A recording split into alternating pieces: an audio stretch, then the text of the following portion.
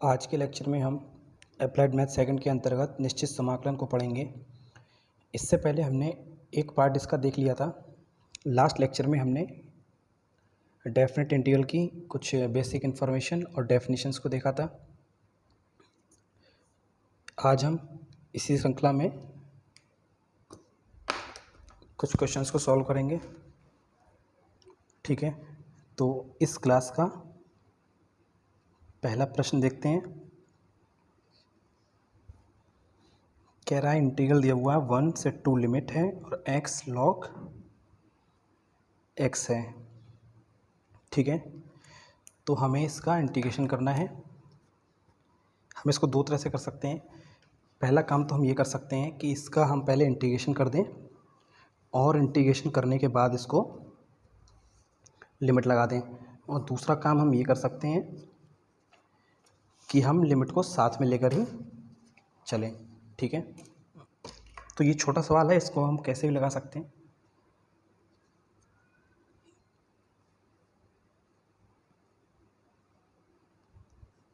ठीक है, तो सबसे पहले तो हमें ये देखना होगा ये किस प्रकार का प्रश्न है। ये हमें दिख रहा है कि 2 फंक्शंस का मल्टीप्लिकेशन है। ठीक है, ये कैसा फलन है? 2 फंक्शन का गुणनफल है। यानी इसे हम किस विधि से करेंगे? हम खंडशः समाकलन पढ़ चुके हैं। ठीक है, तो वही यूज़ होगा यहाँ पे। और हमने बताया था कि अगर सवाल में लॉग दिया हुआ है तो log x को पहला फलन मानेंगे और सेकंड कोई भी होगा उसे हम सेकंड फंक्शन मानेंगे। ठीक है, तो इसका फॉर्मूला हम एक बार रिवाइज कर लेते हैं। First function into second function. तो ये होता था, फर्स्ट फंक्शन ऐसे ही रहता था, सेकंड वाले का इंटीग्रेशन माइनस फर्स्ट फंक्शन का डिफरेंशिएशन और इंटू सेकंड फंक्शन का इंटीग्रेशन और इस पूरी ब्रैकेट का फिर से इंटीग्रेशन। बात क्लियर हो रही है? ठीक है, तो ये हमारा खंडशः विधि से हल करने का सूत्र है।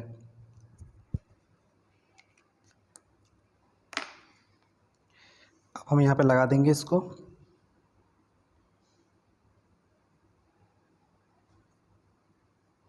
ठीक है, तो सबसे पहले हम लिखेंगे, हमें क्या करना है कि पहले हमको इंटीग्रेशन करना है और उसके बाद लिमिट लगानी है। ठीक है, तो लिमिट को हम साथ साथ भी लगा सकते हैं। तो यहाँ हम देखेंगे पहला फंक्शन तो ऐसे ही रहता है, कोई चेंज नहीं होता उसमें। ठीक है, और सेकंड फंक्शन का है इंटीग्रेशन, यानी सेकंड फंक्शन कौन सा है? x। तो x का इंटीग्रेशन कितना हो जाएगा? x²/2। बात क्लियर हो गई? इसके बाद हम क्या करेंगे, इस पूरी वैल्यू के ऊपर लगा देंगे लिमिट 1 से 2, क्योंकि यहाँ से इंटीग्रेशन का साइन समाप्त हो चुका है। माइनस यहाँ करेंगे डिफरेंशिएशन, यहाँ लिमिट लगा देंगे 1 से 2। फर्स्ट फंक्शन का डिफरेंशिएशन कितना होगा? यानी log x का अवकलन 1/x होगा। और सेकंड फंक्शन का इंटीग्रेशन क्या होगा? अभी हमने पढ़ा x²/2। ठीक है, तो यहाँ पर हम लगा देंगे, सबसे पहले जहाँ जहाँ पे x है वहाँ पे हम लगा देंगे 2 लगाएंगे पहले, है ना। या हम इसको थोड़ा सा और शॉर्ट कर सकते हैं, 1/2 कांस्टेंट है तो उसको बाहर कर सकते हैं और इसे लिख सकते हैं x² log x लिमिट 1 से 2 माइनस यहाँ भी 1/2 को हम बाहर कर लेंगे और अंदर बचेगा x से x कैंसिल हो जाएगा तो केवल x बचेगा। ठीक है, यहाँ लिमिट लगा देंगे 1/2। पहले x की जगह पे जब 2 लगाएंगे तो यहाँ पे 2 का स्क्वायर 4 हो जाएगा, log 2 हो जाएगा। बीच में आता है माइनस, अब 1 लगा देंगे तो ये हो जाएगा केवल log 1। ठीक है, माइनस 1/2, x का इंटीग्रेशन हो जाएगा x²/2 और लिमिट 1 से 2, तो ये हो जाएगा 1/2 4 log 2 कैसे रहने देंगे, और log 1 की वैल्यू हम जानते हैं होती है 0। ठीक है, और ये हो जाएगा 2 2 = 4, अंदर बचेगा केवल x²।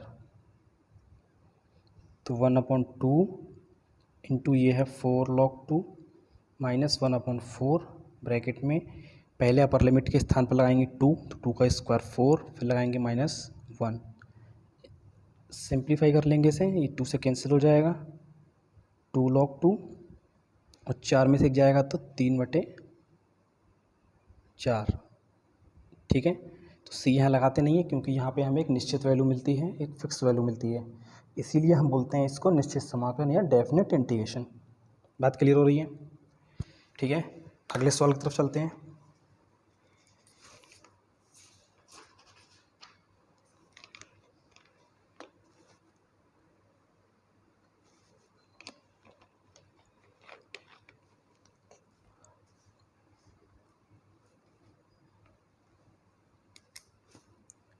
ठीक है,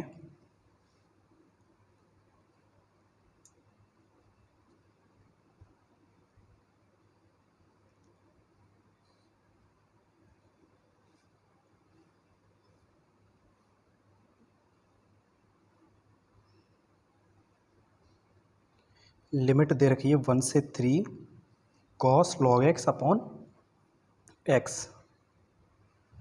ठीक है, और dx। अब हम देखेंगे तो कैसे कर सकते हैं, खंडसा विधि से करना इसको पॉसिबल नहीं है। ठीक है, अब एक बात यहाँ हम नोट करेंगे कि अब हम पढ़ रहे हैं निश्चित समाकलन। ठीक है, इससे पहले हम 4-5 चैप्टर समाकलन के ऊपर पढ़ चुके हैं, यानी कि जो जो हम वहाँ पढ़ चुके हैं वो सारा इसमें यूज़ होगा, है ना। अभी हमने देखा कि पहला सवाल हमारा कैसा था, खंडसा समाकलन पर आधारित था। अब इंटीग्रेशन में पार्ट पर, और दूसरा अब हमारा कैसा सवाल है, ये प्रतिस्थापन विधि से होगा, क्योंकि यहाँ पर अगर हम log x को t मानते हैं तो 1/x मिल जाएगा हमको, ये हम पहले ही पढ़ चुके हैं। तो हमें सारे जितना हम पुराना पढ़ चुके हैं वो सब रिवाइज होना चाहिए, है ना। तो यहाँ लिखेंगे माना log x बराबर t, और log x का डिफ्रेंशिएशन हम जानते हैं कितना होता है, 1/x, है ना, और 1/x dx बराबर dt हो जाएगा। क्लियर। हमने बताया था कि अगर वेरिएबल चेंज होता है तो लिमिट भी चेंज होती है। क्यों? क्योंकि यहाँ पर वेरिएबल हमको क्या था, x दिया हुआ था, तो हमारी लिमिट 1 से 3 है। बट अभी हमने क्या किया कि log x को मान लिया t, तो यहाँ पर तो हो जाएगा t हो जाएगा, और हमने 1 dx अपॉन x की जगह पे हम क्या लगा सकते हैं, dt, है ना। तो अभी हमारा सवाल x से बदल करके t में बन गया। तो जब x में था सवाल तो लिमिट ही थी 1 से 3, तो वो हम चेंज करेंगे। कैसे चेंज करते हैं, लिखते हैं जब x बराबर है 1, जब x बराबर है ये वाली लिमिट 1, तब t बराबर यहाँ से निकल आएगा log 1। ठीक है, और t बराबर log 1 की वैल्यू होती है 0, हम जानते हैं। ठीक है, फिर दूसरा लिखेंगे सेकंड वाला, जब x बराबर है 3, तब t बराबर कितना हो जाएगा, log 3। इसको चेंज नहीं करेंगे, इसको ऐसे रहने देंगे। अब हम यहाँ पर लिमिट लगा देंगे, 1 की जगह पे कितना आ रहा है, 0, और 3 की जगह पे आ रहा है log 3। क्लियर। अब बस सिंपल हमें कुछ नहीं करना है, हमको cos t का इंटीग्रेशन कर देना है। cos t का इंटीग्रेशन हम जानते हैं होता है sin t, कितना होता है, sin t, और लिमिट लग जाएगी 0 से log 3। क्लियर। तो यहाँ हो जाएगा sin, और t की जगह पहले अपर लिमिट लगा देंगे, यानी कि log 3, बीच में आता है माइनस, और अब लग जाएगा 0। ठीक, तो sin log 3 हमारा आंसर हो जाएगा। क्यों? क्योंकि log 0 का वैल्यू जो होता है वो sin 0 का जो वैल्यू होता है वो 0 ही होता है। बात क्लियर हो गई? ठीक है, अगले प्रश्न पे चलते हैं।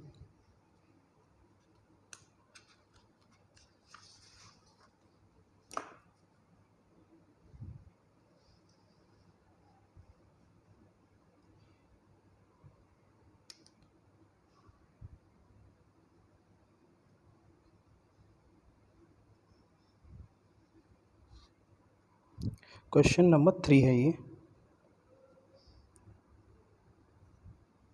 एक सवाल और कर देते हैं प्रतिस्थापन विधि से।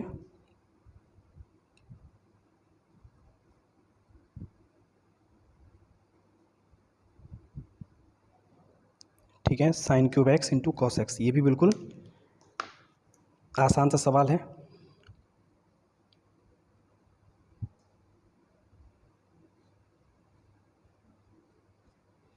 तो यहाँ पर हम लिखेंगे, क्या लिखेंगे, माना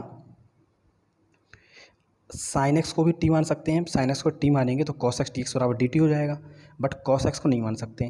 क्यों? क्योंकि साइन एक्स टी एक्स बराबर डी टी होगा, लेकिन साइन की पावर यहाँ पे 3 हुए हैं, तो जब 3 है तो पावर 2 रह जाएगी, तो उसे एडजस्ट करना पॉसिबल नहीं होगा। इसलिए हम यहाँ मानेंगे साइन एक्स बराबर टी। क्लियर? अब साइन एक्स का इंटीग्रेशन हम जानते हैं, सॉरी डिफ्रेंशिएशन कॉस एक्स होता है, ये डी टी। बात क्लियर हो गई। अब लिमिट भी चेंज कर लेंगे, लिखेंगे जब x बराबर है कितना, 0, जब x बराबर कितना है 0, तब t बराबर हो जाएगा साइन 0, और साइन 0 की वैल्यू हम जानते हैं कितनी होती है, 0 ही होती है। ठीक, और जब x बराबर कितना, π/2, तो t बराबर हो जाएगा यहाँ से साइन π/2, और साइन π/2 मुझे कितना होता है 90 डिग्री, और 90 डिग्री की वैल्यू साइन में 1 होती है, तो ये हो गया 1। बात क्लियर? तो अब लिमिट लगा देंगे यहाँ से हम, 0 के स्थान पर 0 लिमिट आई है, और π/2 के स्थान पर 1 आई है ना। और साइन को हमने माना है t, तो ये हो जाएगा t का पावर 3, और cos x dx की जगह पे dt। हो गया सवाल। अब t क्यूब का हम करेंगे इंटीग्रेशन, तो कितना मिलेगा, t का पावर 4/4, और लिमिट 0 से 1। ठीक है, तो पहले t की जगह 1 लगाएंगे तो आएगा 1/4, फिर लगाएंगे 0, तो 0/4 यानी कि 0, तो कुल मिला के हमें आंसर कितना प्राप्त होगा, 0।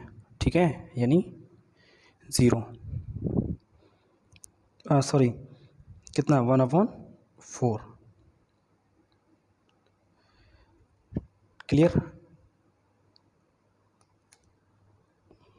ठीक है, अगला देखते हैं। अब थोड़ा सा ये और करेंगे ऐसे क्वेश्चन, तो एक और देख लेते हैं, चलो ऐसा।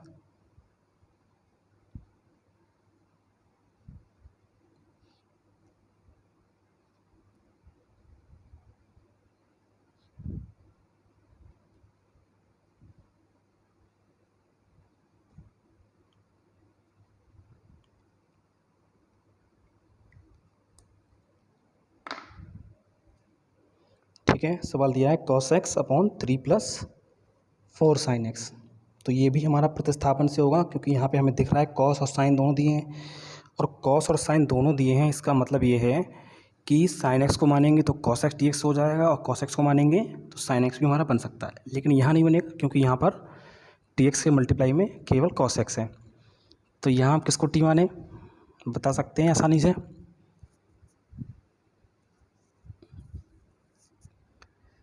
लिखेंगे माना साइन एक्स बराबर टी, और साइन एक्स का डिफ्रेंशिएशन हो जाएगा cos x dx बराबर dt। अब लिमिट चेंज कर देंगे, लिखेंगे जब x बराबर है, अच्छा लिमिट नहीं लगाई हमने, लिमिट लिख लेंगे, इस पर कितना लिमिट दिया हुआ है, 0 to π/3, 0 to π/, क्लियर?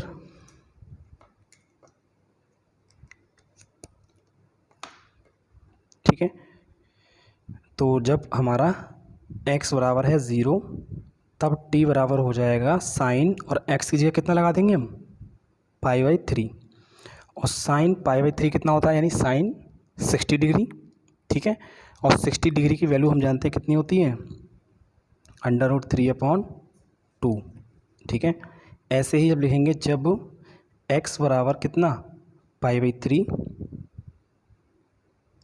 ठीक है, अच्छा ये हमने ऐसा लगा दिया, यहाँ चलो π/3 कर लेते हैं, यानी कि 0 नहीं, पहले π/3 ले लिया हमने। ठीक है, पाई/3 वाला हिस्सा ले लिया तो हो जाएगा √3/2।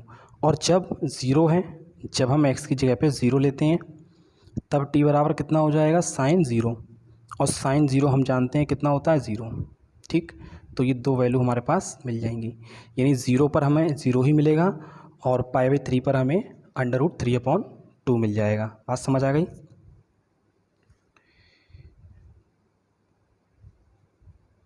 तो यहाँ पर लगा देंगे इसको।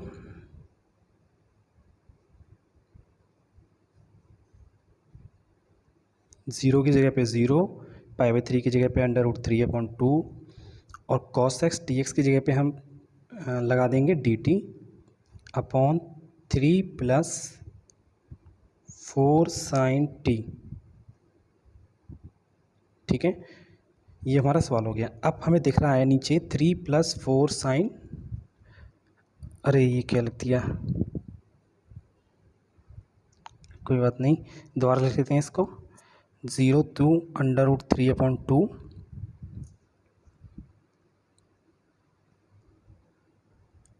ठीक है। अब हम यहाँ लगा देंगे, ज़ीरो के स्थान पर हमारा लिमिट आ जाएगा ज़ीरो और पाई/3 के स्थान पर लिमिट आ जाएगा √3/2। ठीक है, और cos x dx की जगह पे आ जाएगा dt और बटे में हो जाएगा 3 + 4 sin t को, sin x को हमने कितना माना है, t। ठीक है, तो अब हमारा सवाल बन गया ये। तो अब हम क्या करेंगे, 1/t, इसको अगर एक फंक्शन मान लें तो 1/t का इंटीग्रेशन हम जानते हैं होता है log t, तो log 3 + 4t है ना। और बताया था हमने कि अगर वैल्यू ऐसी है जो डिफरेंशिएबल है तो उसके बटे में उसका डिफरेंशिएशन कर देते हैं। तो 3 का तो होगा नहीं और 4 का हो जाएगा ज़ीरो, सॉरी 4t का हो जाएगा 4, है ना। और लिमिट लग जाएगी 0 to √3/2। ठीक है, अब यहाँ हम लिमिट लगा देंगे log 3 + 4 t की जगह पे हो जाएगा √3/2। ठीक है, 1/4 को हम बाहर लिख लेंगे, बीच में आता है माइनस, अब लगा देंगे t की जगह पे ज़ीरो। तो 3 + 4t की जगह पे ज़ीरो हो जाएगा। अब इसे कैलकुलेट कर लेंगे, ये हो जाएगा 1/4 log, ये हो जाएगा 3 + 2 से 4 कट जाएगा तो 2√3 माइनस log 3। बात समझ आ गई। इसको हम थोड़ा सा चाहे तो और शॉर्ट आउट कर सकते हैं, लिख सकते हैं 1/4, ये हो गया log a minus log b, और log a minus log b हम जानते हैं कितना होता है, log a/b। ठीक है, तो ये हमारा इसका आंसर हो जाएगा। आगे बात समझ में, अगले प्रश्न की तरफ चलते हैं।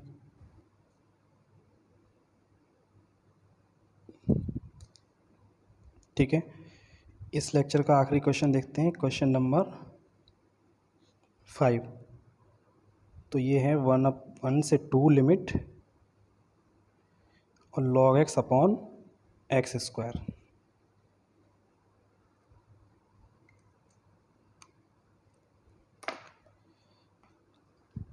बात क्लियर हो गई। तो अब हम क्या करेंगे,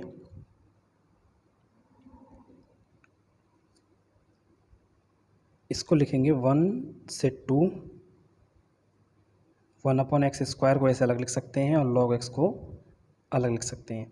तो हमने बोला था कि log को हमेशा पहला मानेंगे और बाकी बचे हुए को दूसरा फंक्शन मानेंगे। ठीक है, तो इसके बाद हम क्या करेंगे, फॉर्मूला लगा देंगे खंडसा समाकलन का कि पहला फंक्शन ऐसे ही, ठीक है, और सेकंड वाले का इंटीग्रेशन। तो एक डायरेक्ट कर देते हैं, 1/x² को ऊपर ले जाएंगे तो x⁻², और x⁻² का इंटीग्रेशन करेंगे तो x⁻² + 1 बटे -2 + 1। तो ये कितना हो जाता है, ठीक है, ये हो जाता है -1/x। ठीक है, हो जाएगा। तो इसकी जगह पे हम ये भी लिख सकते हैं डायरेक्ट -1/x। ठीक, ये हो गया 1 से 2। इसके बाद हो जाएगा -1 से 2 पहले वाले का डिफ्रेंशिएशन, पहले वाले का डिफरेंशिएशन इंटू सेकंड वाले का इंटीग्रेशन, यानी 1/x² का इंटीग्रेशन आएगा माइनस के 1/x।